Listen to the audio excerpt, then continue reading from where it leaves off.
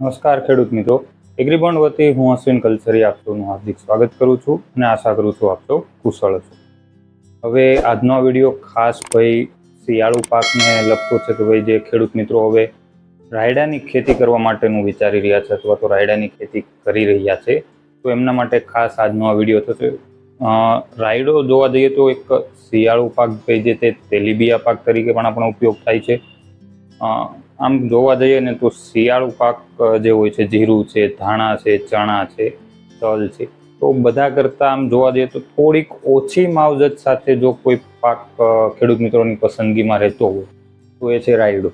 હવે રાયડો જે છે એ શરૂઆતની અવસ્થાએ આપણે જો સારી માવજત આપી દઈએ તો પાછળથી આપણે સૌ જાણીએ છીએ કે એકવાર ફૂલ અવસ્થા આવી ગયા બાદ એની અંદર તમે કોઈ અંદર જઈને પંપ દ્વારા છંટકાવ કરો એ શક્યતા બહુ નહીવત છે, કારણ કે બહુ મુશ્કેલ પરિસ્થિતિ એ સમયે ઊભી થતી હોય છે કે આપણે ત્યાં અંદર જઈને છંટકાવ નથી કરી શકતા.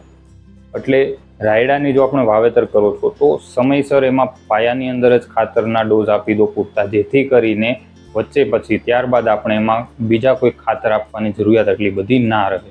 તો આજના વિડીયોમાં આપણે ટૂંકમાં જાણીશું કે ભાઈ રાયડા માટે કઈ કઈ વસ્તુ, શું શું અવસ્થા, અને હાલ જે થોડાક ખેડૂત મિત્રોનો પ્રશ્ન આવતો હતો ભાઈ એનો સમયગાળો અત્યારે શું રાયડાની ખેતી માટે અમારે કરવું, એ આ સમયમાં વાવેતર કરી શકીએ એની ચર્ચા કરીશું. ખાતર માટે આપણે શું પાયામાં આપી શકીએ છીએ એ મુદ્દા ઉપર એક ખાસ વાત જરૂરથી કરીશું.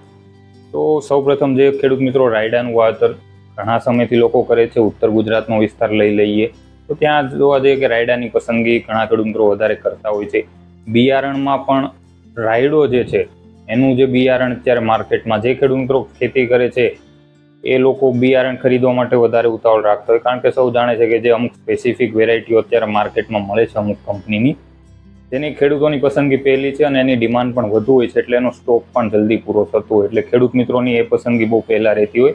એટલે આ તો મેં તો નજરે જોયું છે કે ભાઈ રાયડાનું બિયારણ ખેડૂત મિત્રો જે 1 કિલોના પેકિંગમાં જે અત્યારે અમુક મળે છે તો ડાયરેક્ટ 50 પેકેટની ખરીદી કરતા હોય છે. એટલે અત્યારે જે છે ખેડૂત મિત્રો રાયડાની પસંદગીમાં હોય છે, રાયડો વાવેતર કરતા હોય, એટલે એમના માટે તો બીજની ખરીદી અત્યારથી ચાલુ થઈ જ ગઈ છે.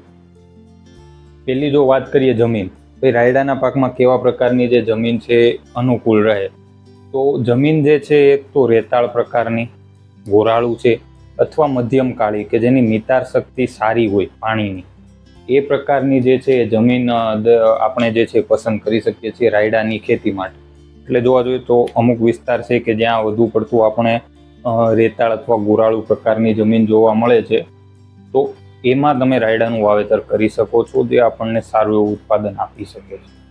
હવામાનની વાત કરીએ, હવે ભાઈ શિયાળુ પાક છે એટલે હવામાનમાં સૌ જાણીએ છીએ કે સૂકું અને ઠંડુ વાતાવરણ હોય ત્યારે જ તમે વાવેતર કરી શકો, સારો ઉગાવો લઈ શકો.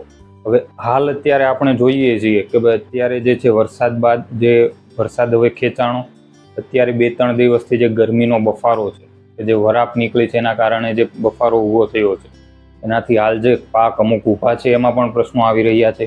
એટલે આવા સમયમાં આપણે વાવેતર પણ ના કરી શકીએ, કારણ કે પછી ઉગાવો એટલો નહીં મળે. બીજું કે હજી પાછી વરસાદની આગાહી છે કે ભાઈ નવરાત્રી હજી આવવાની છે, નવરાત્રીમાં હજી વરસાદની આગાહી છે, તો આ ટાઈમમાં તો વાવેતર એટલું બધું શક્ય નથી આપણે. એટલા માટે હવામાન જે છે હંમેશા સૂકું અને ઠંડુ હોય છે કે ભાઈ વધારે પડતો ભેજઈ ના હોય, એટલે કે જોવા જઈએ તો મહત્તમ તાપમાન 30-32 ડિગ્રી રહેતું હોય એ ટાઈમે દિવસનું મહત્તમ તાપમાન, તો તમે વાવેતર માટે સમયગાળો પસંદ કરી શકો. હવે પ્રોપર જે છે વાવેતરનો સમયગાળો કયો, હવે જો તમે વહેલું વાવેતર કોઈ ખેડૂત મિત્રને કરવું છે કે ભાઈ ખેતર ખાલી થઈ ગયું, વહેલું વાવેતર નાખી દેવું છે, તો જે વહેલો વાવેતરનો સમયગાળો છે 25 ઓક્ટોબરનો, એટલે કે જે નવરાત્રી દરમિયાન જે 25 ઓક્ટોબરથી તમે 25 સપ્ટેમ્બરથી 10-15 ઓક્ટોબરની અંદર વાવેતર કરી શકો છો જો વહેલું વાવેતર કરવું છે. પણ મેં કીધું એમ હવામાન સૂકું ને ઠંડુ નથી તો એ સમયગાળા દરમિયાન વાવેતર આપણે ટાળવું જોઈએ. ધારો કે યોગ્ય સમયસર કયો ભાઈ વાવેતરનો પ્રોપર સમયગાળો શું છે, તો પ્રોપર સમયગાળો જે છે એ છે 15 ઓક્ટોબરથી લઈ અને 25 ઓક્ટોબર સુધીનો, એટલે કે આવતા મહિનામાં 15થી 25 ઓક્ટોબરનો જે સમયગાળો છે, એટલે કે દિવાળી પહેલાંનો, એ સમયગાળામાં તમે જે છે સમયસરનું વાવેતર કરી શકો છો. હવે ધારો કે કોઈ ખેડૂત મિત્રને અત્યારે પાક ઊભો છે, પાક નીકળતા આટલો સમય લાગી જશે, ખેતર ખાલી કરતા સરખું કરતા આપણે એટલો સમય લાગે છે, તો પછી એમાં જે ત્રીજો સમયગાળો એટલે કે મોડું વાવેતર ક્યાં સુધી થઈ શકે, તો એ પછી તમે 25 ઓક્ટોબરથી લઈ અને છેક 5 નવેમ્બર સુધી આપણે વાવેતર કરી શકો છો. એટલે કે દિવાળીના સમયગાળામાં તમે વાવેતર કરી શકો છો મોડામાં મોડું. એટલે 3 સમયગાળા ખાસ કે ભાઈ 25 સપ્ટેમ્બરથી 10 થી 15 ઓક્ટોબર સુધી, પણ એ પણ જો હવામાન અનુકૂળ છે તો જ વાવેતર કરવાનો આગ્રહ રાખો. બાકી સમયસર જે વાવેતરનો સમયગાળો છે 15 ઓક્ટોબરથી 25 ઓક્ટોબર, અને મોડામાં મોડું તો કે ભાઈ 25 થી 5 નવેમ્બર સુધીનો સમયગાળો છે મોડા વાવેતર માટે તમે ઉપયોગ લઈ શકો છો. બિયારણ દર કેટલો છે? તો ભાઈ બિયારણ દર છે એ જમીન પ્રમાણે, જમીનના દળ પ્રમાણે આધાર રાખતો હોય. મોટા ભાગે આપણે જે છે 1 થી 1.5 કિલો પ્રતિ એકરનો ડોઝ છે. હવે એકર પ્રમાણે 1 થી 1.5 કિલો તમે આપી શકો છો. કઈ પદ્ધતિથી તમે વાવેતર કરો છો એ આખી વસ્તુ અલગ છે. એટલા માટે ખાસ કે ભાઈ 1 થી 1.5 કિલો પ્રતિ એકર. હવે વાવેતર અંતર એ પણ હવે ભાઈ તમારે કઈ આપણે ડાયરેક્ટ પૂખીને વાવેતર કરો છો તો એમાં પછી વાવેતર અંતરનું માપ આપણે રહેતું નથી. એટલે ખાસ ભાઈ વાવેતર અંતર પણ એના પર જ આધાર રાખે છે કે આપણે કઈ પદ્ધતિથી વાવેતર કરીએ છીએ. એટલે આ જે હતા જે બેઝિક મુદ્દા છે કે ભાઈ જમીન કેવી હોવી જોઈએ, હવામાન કેવું હોવું જોઈએ, વાવેતર સમય, બિયારણ દર, અંતર. બિયારણમાં કીધું એમ અમુક સ્પેસિફિક કંપનીના હાઇબ્રિડ બિયારણ પણ મળે છે, રિસર્ચ વેરાયટી પણ મળે છે. ખેડૂત મિત્રોની પસંદગી હંમેશા હાઇબ્રિડની જોઈએ, કારણ કે ભાઈ રિસર્ચ કરતાં સારી છે, ઉત્પાદનમાં ફાયદો આપી શકે છે વધારે રિસર્ચ વેરાયટી કરતાં. પછી જો ખરીદવામાં મોડું થાય છે તો ઘણા ખેડૂતો રિસર્ચ વેરાયટી પણ ખરીદતા હોય છે. એટલે એ તો ખ્યાલ જ છે. બાકી અત્યારના સમયગાળામાં હાલ હું જાણું છું કે ભાઈ છેલ્લા 10-12 દિવસની અંદર અત્યારે ખરીદી ચાલુ થોમ થઈ ગઈ છે રાયડા માટેની, અને ખેડૂત મિત્રો એ ખરીદી કરે જ છે બિયારણની. અને ખાસ હાઇબ્રિડ હવે અમુક જે છે વેરાયટીઓ આવે છે માર્કેટમાં, પ્રો ને જે મળી રહી છે, એ ખેડૂત મિત્રોની પસંદગી પહેલી હોય છે. અને જે સૌથી ખેડૂત મિત્રોને પસંદગીનો મુદ્દો એટલે કે ખાતર કયું આપવું જોઈએ પાયામાં. આ બધા ખાતર નથી આપવાના, આમાંથી અલગ અલગ છે. હું તમને અલગ કરી આપું, નહીં તો એમ થશે બધાને કે ભાઈ બધા ખાતર આપવાનું કહે છે. એટલે આ બધા ખાતર નથી આપવાના. ઓપ્શન છે આપણી પાસે અલગ અલગ ખાતરના રાયડા માટે. પહેલું જે છે બધા ખેડૂત મિત્રોની પહેલી પસંદગી અને આપણા બધાનો પહેલો પ્રેમ, ડીએપી. પાયાની અંદર જો તમે ડીએપી આપો છો 50 કિલો 1 એકરે, આ જેટલા બી ડોઝ છે જે પણ ખાતર છે અત્યારે બધાનો ડોઝ પ્રતિ એકરનો છે. પ્રતિ એકરનો ડોઝ છે બધા ખાતરનો, કે ભાઈ પ્રતિ એકર આ ખાતર આપવાનું છે, વીઘા દીઠ નથી. એટલે પહેલું જે છે પાયાની અંદર તમે ડીએપી આપી શકો છો 50 કિલો પ્રતિ એકરે. ખાસ સલ્ફર શિયાળુ પાકની અંદર અને એમાં પણ તેલીબિયા પાકમાં સલ્ફરનો આગ્રહ આપણે રાખતા હોઈએ છીએ. દિવેલા હોય, મગફળી હોય, કોઈ પણ તેલીબિયા પાક છે, સલ્ફરની પસંદગી બધા કૃષિ નિષ્ણાતો ભલામણ કરતા હોય છે, કારણ કે સલ્ફર જે છે અગત્યનું પોષક તત્વ છે બધા માટે. એટલે જો તમે ડીએપી આપો છો તો એની સાથે સલ્ફર જે 90% અત્યારે મળે છે એ 6 કિલો પ્રતિ એકર 90% સલ્ફર સાથે આપી દેવું. કારણ કે એકવાર રાયડામાં ફૂલ અવસ્થા પછી જે આપણા અંદર કોઈ એવું ખાતર ઉપરથી નહીં આપી શકીએ, આપશો તો પણ પ્રોપર છોડને નહીં મળી શકે. આપણે સૌ જે રાયડાની ખેતી કરે છે એને મારે કહેવાની જરૂર જ નથી, કારણ કે હું એમ કહીને કે ભાઈ આ અવસ્થાએ 50 દિવસે આ ખાતર નાખો એટલે પહેલો પ્રશ્ન એ જ આવશે કે ભાઈ ખેતરમાં જવાતું નથી, ક્યાંથી આપશું ખાતર. એટલે એ વ્યાજબી પ્રશ્ન છે. એટલા માટે પાયામાં બને ત્યાં સુધી જો ડીએપી અને સલ્ફર આપી દેવાનો આગ્રહ રાખો. ધારો કે ડીએપી નથી મળતું, જે કોમન આખા 12 મહિના આપણે જે પ્રશ્ન રહી છે બધાને, ભાઈ ડીએપી નથી મળતું, તો છોડો ડીએપી નથી મળતું તો પછી બીજો ઓપ્શન તમે આપી શકો છો 20-20-0 નાઇટ્રોજન, ફોસ્ફરસ અને સલ્ફર 50 કિલો 1 એકરે. તો 20-20-0 આપો છો તો અલગથી સલ્ફર આપવાનો બહુ જરૂરિયાત રહેતી નથી ખેડૂત મિત્રોને. આના સિવાય ત્રીજો ઓપ્શન છે આપણી પાસે 20-20-0 નાઇટ્રોજન, ફોસ્ફરસ ધરાવતું ખાતર જે મળે છે આપી શકો છો 50 કિલો એકરે. એની સાથે સલ્ફર 90% 6 કિલો 1 એકરે આપવાનો આગ્રહ આપણે રાખવાનો છે દરેક ખેડૂત મિત્રોએ.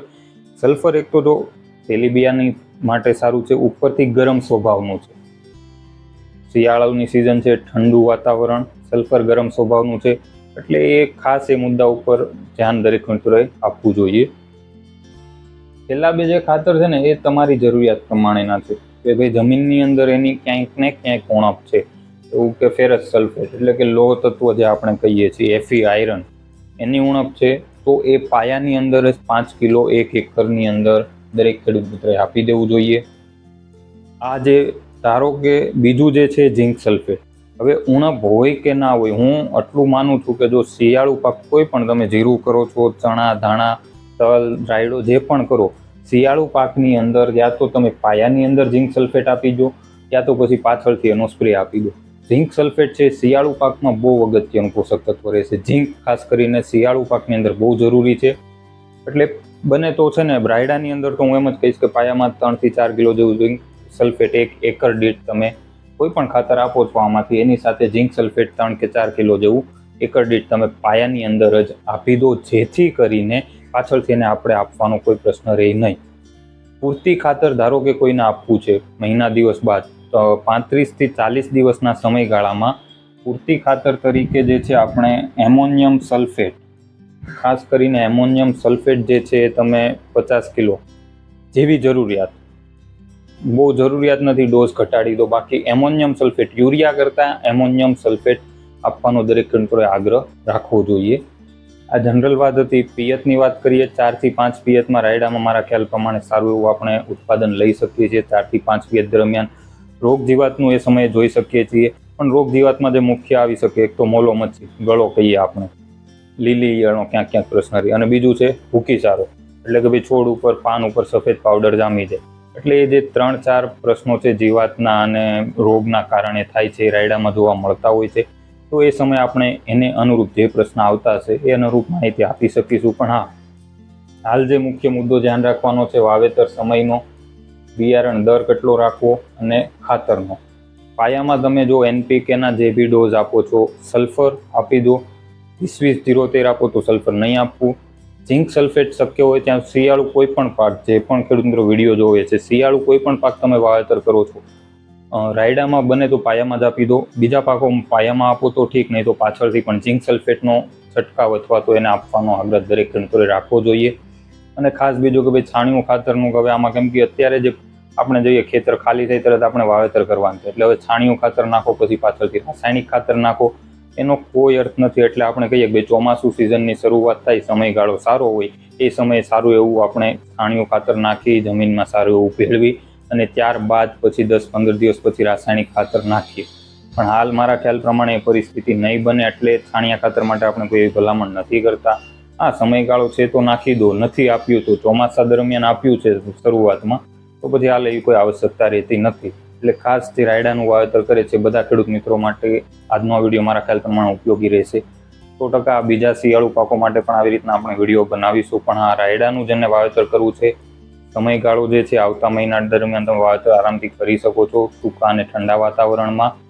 પ્રયત્ન કરજો કે અત્યારે જે છે સારી ક્વોલિટીના હાઇબ્રિડ બિયારણ છે એની પસંદગી તમે જલ્દીથી કરી અને ખરીદી કરી લો, જેથી કરીને પાછળથી આપણે ધક્કા ના ખાવા પડે બિયારણ માટે. કારણ કે દર વર્ષે રાયડાની અંદર તો આ પરિસ્થિતિ આપણે જોયેલી છે નજરે, એટલે બિયારણ માટે થોડો પ્રશ્ન રહેતો હોય છે.